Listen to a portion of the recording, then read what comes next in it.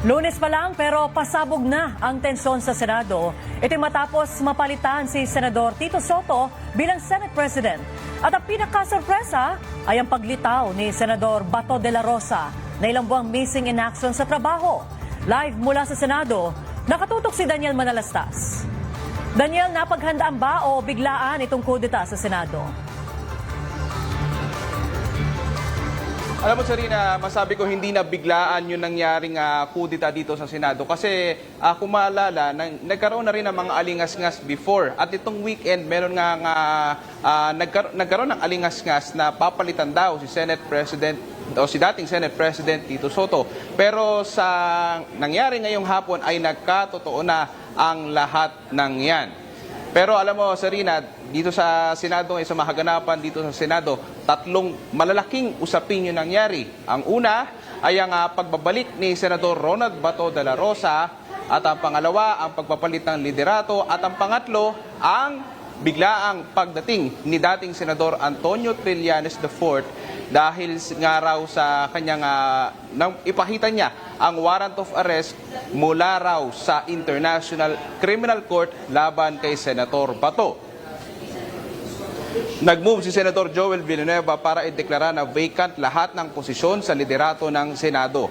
Hinalal ng mayorya ng senador si bagong Senate President Alan Peter Cayetano. Kapalit siya ni dating Senate President Tito Soto. 13 votes ang nakuha ni Cayetano. Subalit marami nagtatanong, Zarina, coincident ba nangyari dahil nga posibleng sa impeachment trial laban kay Vice President Sara Duterte? Let it make it very clear.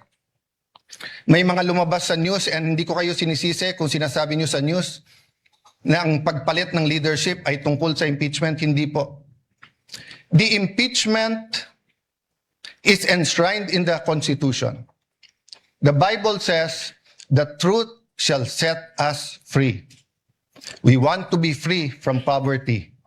We want to be free from corruption. Sarina, galit na galit naman si Senador Ronald de la Rosa nang unang beses itong magpakita sa Senado matapos ang ilang buwan na kanyang pagiging absent. Matapos nga lumabas ang balitang meron ng warrant ang ICC laban sa kanya. Pero sa pagbabalik niya, may alegasyon siya na meron daw ng haras sa kanya. Kung ako'y absent, hinahanap na ako ninyo. Sumusweldo.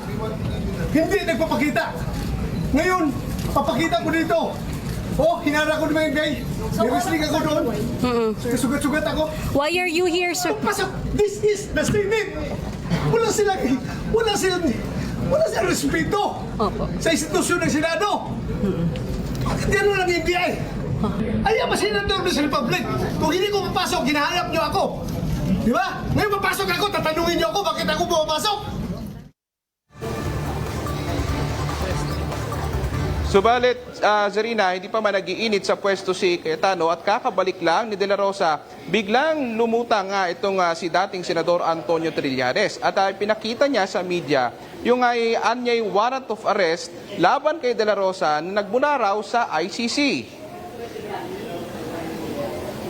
Request ni Bato, nasamahan ko daw yung pagka-arestuin siya. Nandito ngayon na arestuin siya. Sino po yung That's kasama? why I'm here. Diba? Nandito yung NBI, arestuin siya. Pinakita ko yung warrant sa niya. Sir, pwede ba kita yung warrant, sir? Pwede So, ito yung warrant. Ito yung warrant. Okay?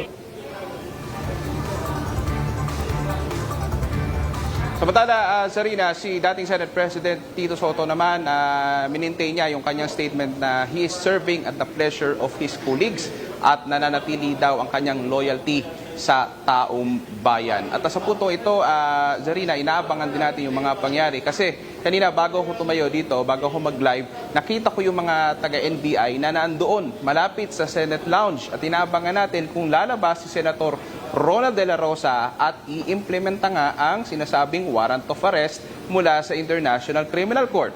Zarina. Daniel, meron bang impormasyon kung saan nakuha ni dating Senador Trillanes yung arrest warrant?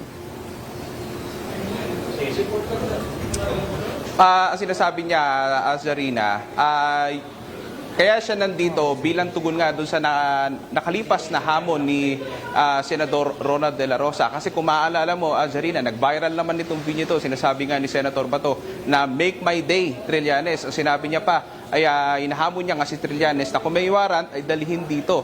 Pero knowing the fact na ito nga si dating Senador Antonio Trillanes ay talagang malalapit doon sa mga umano'y biktima ng war on drugs. At isa siya sa mga aktibong dating senador na dito nga when it comes dito sa International Criminal Court. Hanggang ngayon ba nandiyan pa rin siya sa Senado? And meron ba siyang reaksyon doon sa sinabi ng mga senador na walang aaresto sa loob ng Senado dahil siya sa pinangalan no, na dating hindi maaresto dahil nasa loob siya mismo ng Senate of the Philippines? Daniel. Alam mo, Serena, ini-invoke niya rin kanina kasi kanina, di ba, kung maalala mo dati rin, nagkaroon din ng ganyan na arestuhan sa kanya. Going back, I think, matagal-tagal na rin ng panahon na yon. Ini-invoke ni dating Senador Antonio Trillanes yun. Pati na rin, kung maalala mo, Serena, dati rin si dating Senadora Laila de Lima, nagkaroon din ng arestuhan dito.